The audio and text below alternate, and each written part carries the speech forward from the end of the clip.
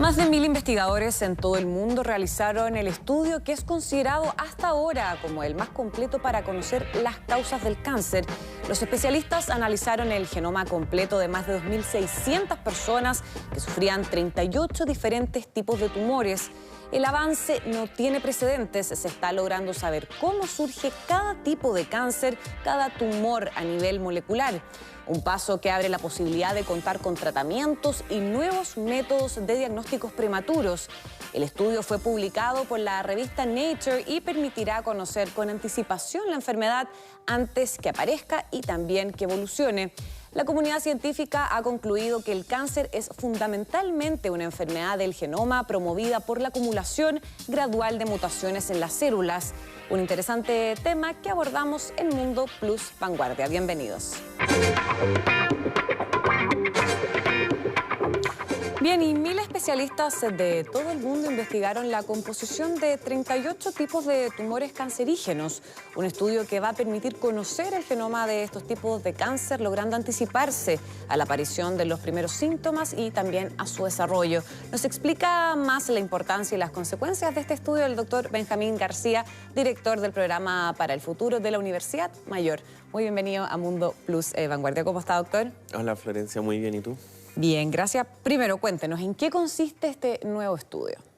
Bueno, este estudio en verdad es un conjunto de metaanálisis que se lleva elaborando hace ya varios años por el consorcio. Es un proyecto muy ambicioso que junta más de 750 instituciones y recopilan un poco toda la información que se ha podido hacer en términos de la secuenciación de tumores con una rica información clínica y de esa manera poder entender un poco más cuál es la genética que lleva a hacer cáncer y que lleva a la evolución también del cáncer mismo, de los tumores.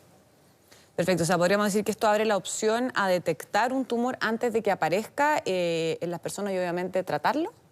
Es muy interesante porque efectivamente parte de las conclusiones que tiene el estudio, que fue entregado en 6 artículos principales en la revista Nature, es que efectivamente hay una serie de mutaciones que ocurren incluso 10, 20 o hasta 30 años antes de que la persona empiece con la clínica del tumor.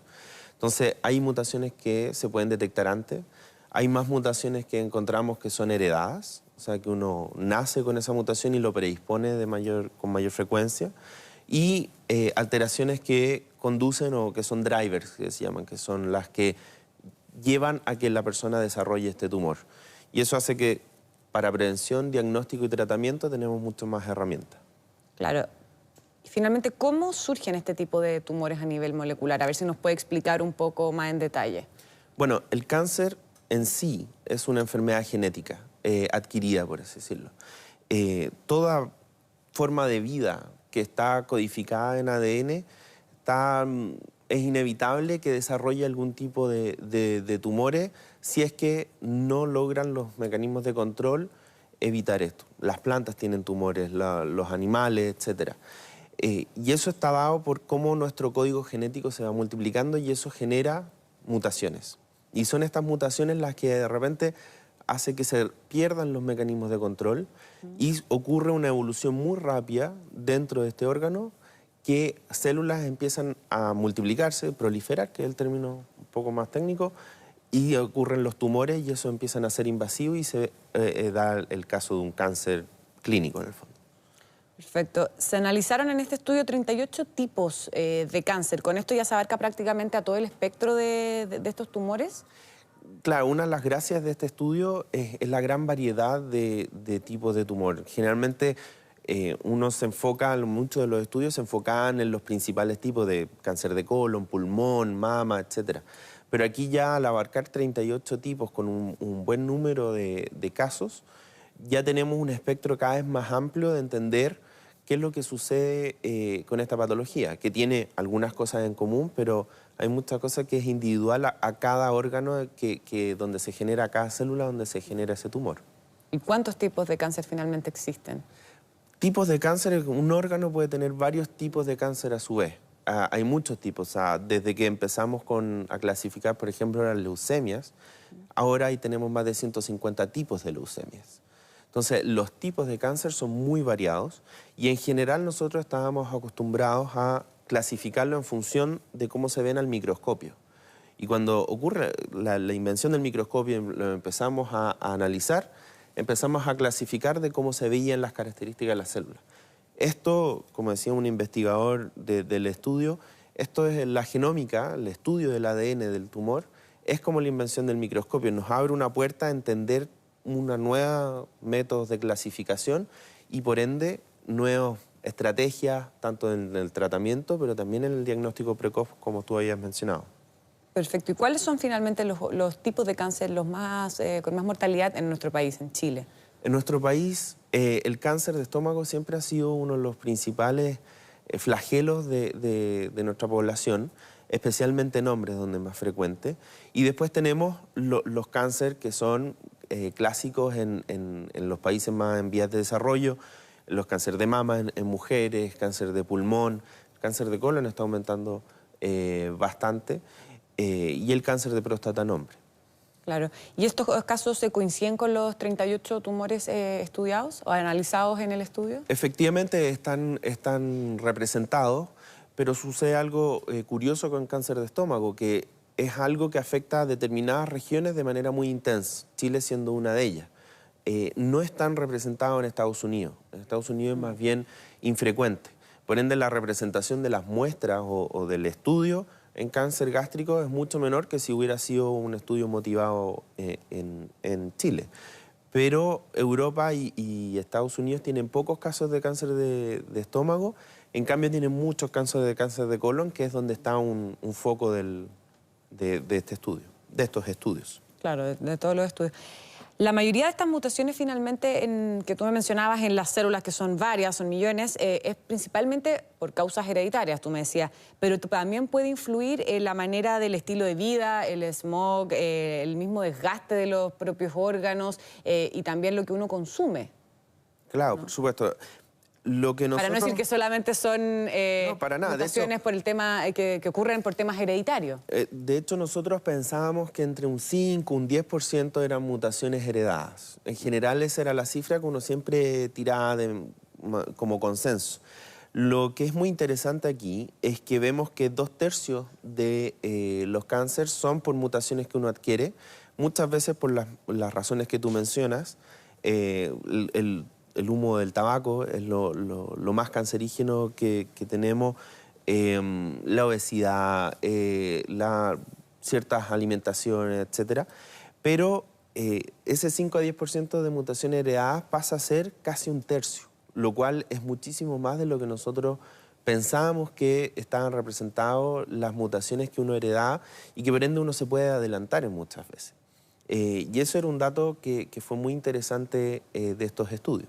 Y eso nos permite tener más herramientas en oncología de precisión, que es precisamente el área en medicina en donde nos enfocamos a estudiar el ADN tanto del paciente como del tumor para poder hacer una medicina individualizada, más personalizada y de precisión, como su nombre lo indica.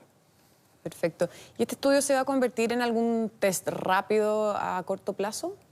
¿Podría?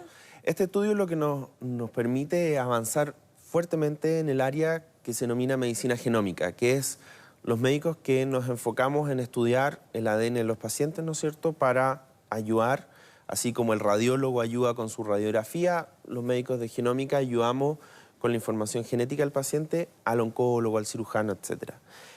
Esto hay que verlo como una base de datos enorme que abre muchas puertas. Y como lo decía este investigador, usando la analogía con el microscopio. No es que de por sí ofrece un montón de medicamentos, pero sí nos entrega una serie de caminos a seguir y ya existen un gran número de terapias que se llaman terapias dirigidas, en donde van apuntados a tratar un tumor que tiene una mutación en particular, en lugar de tratarse con quimioterapia, que es básicamente tirar una bomba de racimo en todo el cuerpo.